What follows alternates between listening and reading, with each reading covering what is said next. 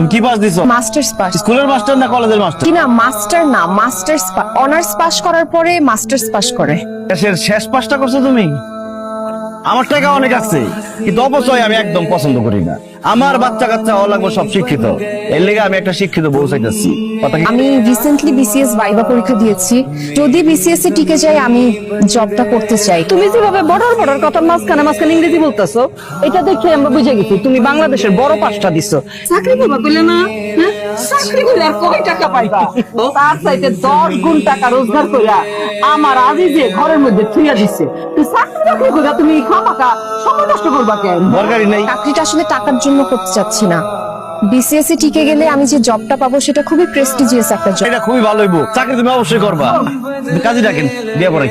বসো। মানে লন্ড্রি যাস নাই? আমি নিজেই আয়রন করছি। তুই বুঝছ? তুই আয়রন কি জিনিস বুঝছ?